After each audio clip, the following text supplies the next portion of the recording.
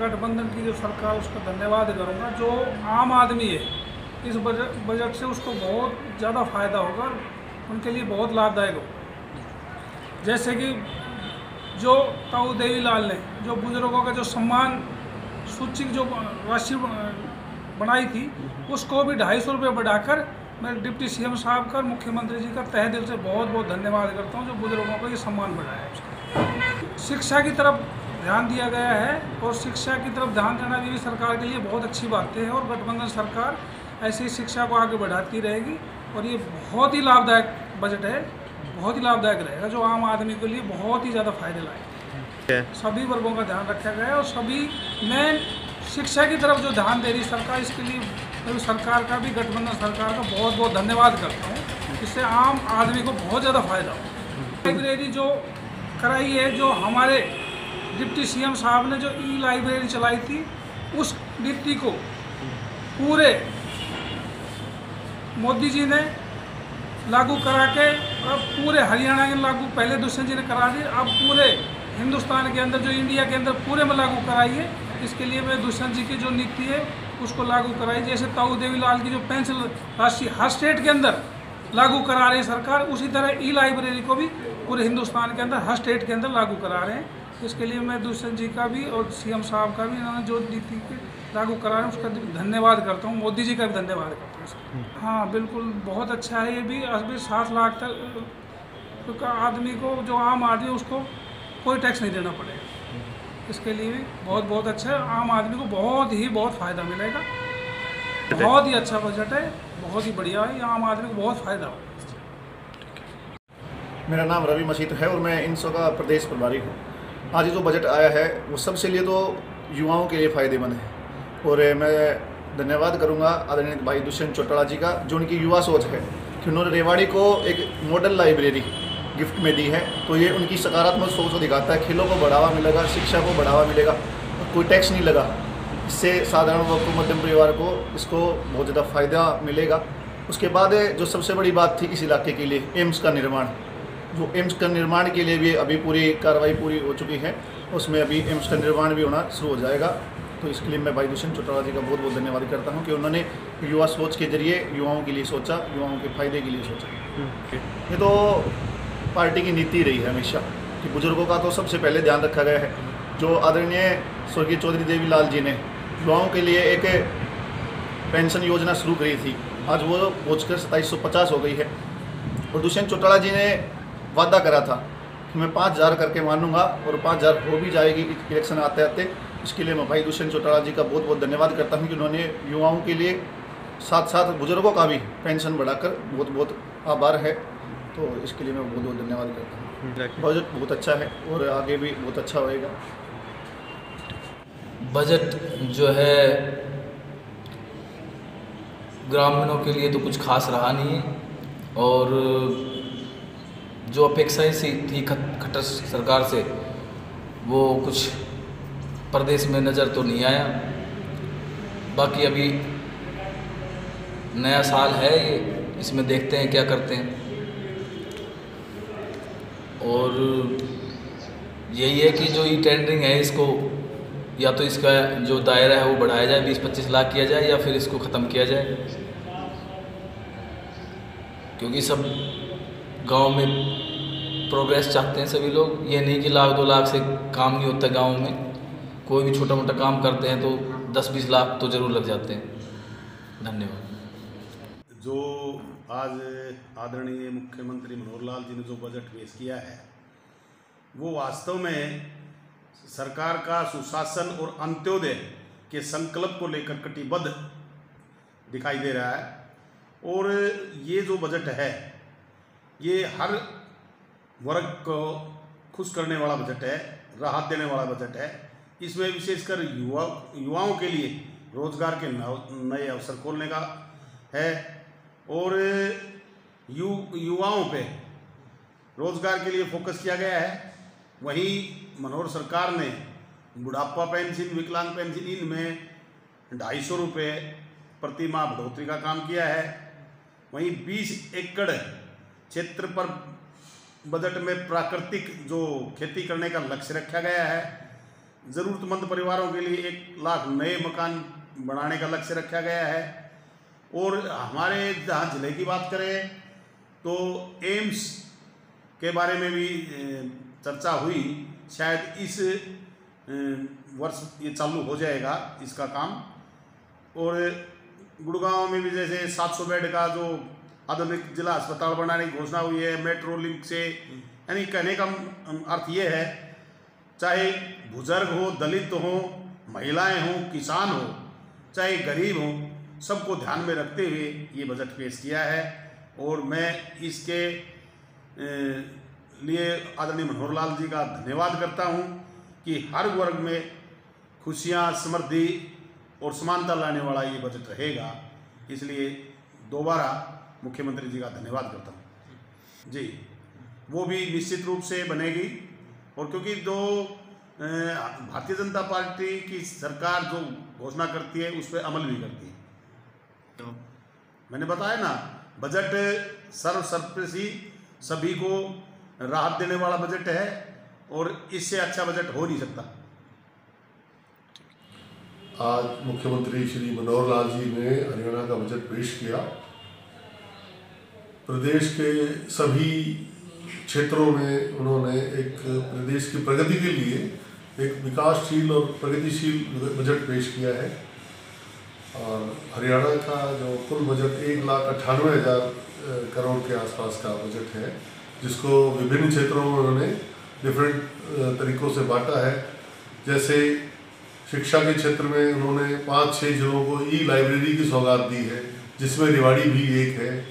स्वास्थ्य के क्षेत्र में उन्होंने गुड़गांव में 700 बेड का हॉस्पिटल दिया है। बाकी कुछ डिफरेंट जो 10-11 जगह हैं जहां नर्सिंग कॉलेज खोले जा रहे हैं, जिससे कि स्वास्थ्य कर्मियों की ट्रेनिंग होगी और रोजगार के अवसर भी मिलेंगे। ऐसे ही पर्यटन के क्षेत्र में नारनौल में ढोसी की पहाड़ी में चमन ऋषि के नाम पर उन्होंने एक पर्यटन कॉम्प्लेक्स का डेवलप करने के लिए प्रावधान किया है। और बाकी सभी क्षेत्रों में उन्होंने काफ़ी प्रगतिशील बजट है। और हम उम्मीद करते हैं कि भाई अगर सही ढंग से इसको यूटिलाइज किया जाए तो अगले साल हरियाणा की प्रगति के लिए ये विकासशील बजट होगा और इससे जनता को राहत मिलेगी। कोई नए टैक्स नहीं लगाए गए हैं, ये भी एक खुशी की बात है कि हरियाणा में किसी प्रकार के कोई नए टैक्स नहीं है। और बाकी जो राजस्व घाटा और वो भी पूर्ति करने के लिए उसमें भी कोई बहुत ज़्यादा नुकसान नहीं हुआ है। तो कुल मिलाकर एक अच्छा और प्रगतिशील और अच्छा बजट पेश होने किया है, हम उससे खुश हैं। बजट में सभी वर्गों का पूरा ध्यान रखा गया है, सभी क्षेत्रों का ध्यान रखा गया है। सड़क परिवहन के लिए भी उन्होंने, राजमार्गों के लिए भी उन्होंने 540 या 550 किलोमीटर और लंबी सड़कों का बढ़ाने का उन्होंने किया और उनके रखरखाव के लिए भी पैसा अलॉट किया है। खेल के क्षेत्र में भी उन्होंने कुछ स्पोर्ट्स अकेडमीज वगैरह खेलने के लिए उन्होंने कुछ प्रावधान किया है। और सभी क्षेत्रों में उन्होंने जहाँ तक संभव हो सका है बजट अलॉट किया है और ये कुल मिलाकर एक अच्छा बजट है। राजेश जी धन्यवाद, आप मेरे तक पहुँचे। हरियाणा गवर्नमेंट का जो ये बजट है इसके ऊपर चर्चा तो काफ़ी होनी भी चाहिए। मुझे ऐसा लगता है कि संतुलित बजट मनोहर सरकार ने प्रस्तुत किया है। रेवाड़ी को ख़ास तौर से इसमें कुछ सौगात दी गई हैं, जिसमें सबसे बड़ी तो एम्स के बारे में उन्होंने चर्चा की। काफ़ी समय से ये प्रोजेक्ट जो है अपने इस एरिया के लिए एक संजीवनी बूटी की तरह काम करने वाला ये प्रोजेक्ट है। और एम्स का आना अपने इस दक्षिणी हरियाणा के लिए एक बहुत ही बड़ी बात, और इसका निर्माण कार्य शुरुआत की आज बजट में घोषणा विधिवत मुख्यमंत्री द्वारा करी गई, इसके लिए उनको बहुत बहुत धन्यवाद, यहाँ साधुवाद। और जो एफर्ट्स पूरे इस इलाके के लोग कर रहे थे उसमें उनको आखिरकार सफलता मिली है।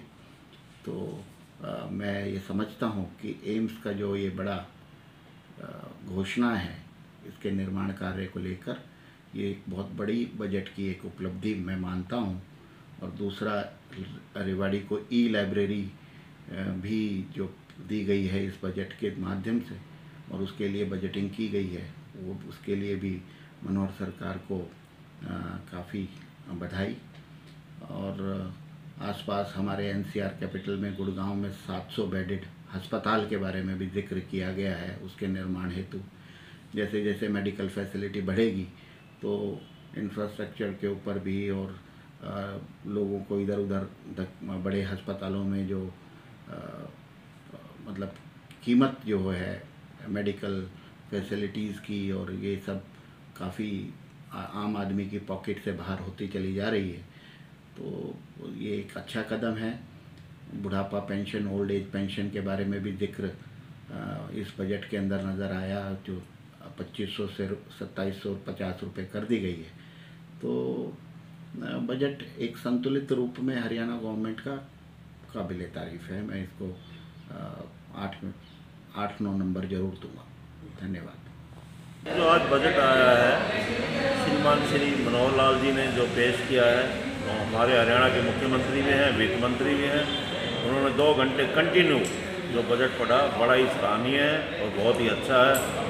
सबके फ़ायदे के लिए, किसानों के फ़ायदे के लिए, आम आदमी के फ़ायदे के लिए और रिवाड़ी के लिए। तो देखिए बसों की व्यवस्था होगी, लोकल बसें चलेंगी और भी एम्स का जो मुद्दा था वो भी ख़त्म हो गया। इसी साल जो है उसका मुहूर्त हो जाएगा और एम्स का जो है कंस्ट्रक्शन का काम शुरू हो जाएगा। दूसरा जो है ये बुजुर्गों की पेंशन जो बढ़ाई है, पहले 2500 थी, अब जो है 2750 रुपये कर दी है। बड़ा ही बढ़िया काम किया, हम इसका स्वागत करते हैं और सराहनीय काम किया। गुड़गांव के अंदर इतना बढ़िया हॉस्पिटल दे दिया और भी काफ़ी काम किए है। काफ़ी लंबा चौड़ा बजट है और उसके अंदर कोई हम किसी प्रकार की जो है क्रिटिसाइज नहीं करते, बल्कि बढ़िया बजट किया है इस बार जो है और इसका हम स्वागत करते हैं, ताकि आगे भी 2024 में भी भारतीय जनता पार्टी आए और ऐसा ही काम करती है। सभी वर्गों का ध्यान रखा जाए, किसी वर्ग को नहीं छोड़ा है। महिलाओं के लिए, पुरुषों के लिए, कृषि के लिए, किसानों के लिए, सबके लिए सबका ध्यान रखा है। मैं ये मानती हूँ कि आज जो मुख्यमंत्री जी ने बजट प्रेजेंट किया है वो हरियाणा के लोगों के लिए वरदान साबित होगा। वर्तमान के साथ साथ भविष्य को भी सोचकर इस बजट को तैयार किया गया और हर एक वर्ग का इसमें ध्यान रखा गया, चाहे महिलाएं हों, उद्यमी हों, व्यापारी हों, युवा हों। युवाओं के लिए कौशल विकास पर जिस प्रकार से ध्यान दिया गया है, जो बच्चे हैं चाहे वो 6ठी से 8वीं तक के बच्चे हों, वो भी कौशल की जो शिक्षा है वो ले सकें, ताकि आने वाले समय में ज़्यादा वो अपनी डेवलपमेंट कर सकें और आने वाले समय में किस दिशा में उनको जाना है वो पहले से तय कर सकें। उसी प्रकार से महिलाओं के लिए भी पूर्ण रूप से ध्यान दिया गया है, उद्यमियों के लिए भी स्टार्टअप जो है उनकी तरफ ध्यान दिया गया है। शिक्षा में भी 4000 प्ले स्कूलों का प्रोविज़न किया गया है। बुढ़ापा पेंशन को भी बढ़ाया गया, 250 रुपये बढ़ाकर 2750 रुपये कर दिया गया है। तो मैं ये मानती हूँ कि जिस प्रकार से वर्तमान को सोचते हुए कि भविष्य में भी किस प्रकार से हमारी आवश्यकताएं होंगी, प्राकृतिक खेती की तरफ हम किस प्रकार बढ़ेंगे, किसानों को प्राकृतिक खेती की तरफ जोड़ना, बायोगैस प्लांट्स लगाना, तो ये सब भी जो सोच है ये हमारे मुख्यमंत्री जी की सोच है कि आने वाले समय में जो हमारी मुश्किलें आने वाली हैं उसके लिए हम अभी से सोचना शुरू कर दें। जिस प्रकार मोदी जी ने जब प्रधानमंत्री बने थे तो उन्होंने अमृतकाल के बारे में सोचना शुरू किया था। आज वो उस समय की बात कर रहे हैं जब भारत को 100 साल हो जाएंगे तो वो कैसा लगेगा। उसी तरह से हमारे मुख्यमंत्री भी हरियाणा के बारे में सोचते हैं कि आने वाले समय में कौन कौन सी मुश्किलें आएंगी और उसको किस प्रकार से हल किया जाएगा। तो उस सब को देखते हुए मानती हूँ एक बहुत ही उत्तम बजट उन्होंने प्रेजेंट किया है। देखिए, हर एक डिस्ट्रिक्ट में जिस प्रकार की घोषणाएं की गई हैं उसी तरह रेवाड़ी में भी सबसे बड़ी घोषणा मैं मानती हूँ कि एम्स को लेकर उन्होंने कहा है कि एम्स जो है इस साल बनना शुरू हो जाएगा। हम सभी को मालूम है कि रेवाड़ी में अभी जो रजिस्ट्रीज़ हैं वो हो रही थी, अब ज़मीन का मामला तकरीबन सुलझ चुका है और कभी भी एम्स की शुरुआत हो सकती है। सिटी बस सेवा की बात हो या बायोगैस प्लांट की बात हो, इसी तरह से हर एक ब्लॉक में 2 स्कूल हों, तो हर एक जिस प्रकार से हर एक डिस्ट्रिक्ट को लाभ मिलेगा उसी प्रकार रेवाड़ी को भी बहुत अच्छा लाभ मिलने वाला है। देखिए, घोषणाएं तो की जाती है तभी तो उसको अमली जमा बनाया जाता है। वो कह रहे हैं कि खाली घोषणाएं की गई हैं, तो बजट तो बात ही इसी की है ना कि घोषणाएं की जाएं, आने वाले समय में क्या होगा। बजट ये बताता है कि आने वाले समय में हमारे रिसोर्सेज हैं हम उसको किस प्रकार से खर्च करेंगे। तो जितने हमारे रिसोर्सेज हैं उसमें बेहतर तरीके से प्लानिंग करना यही बजट है।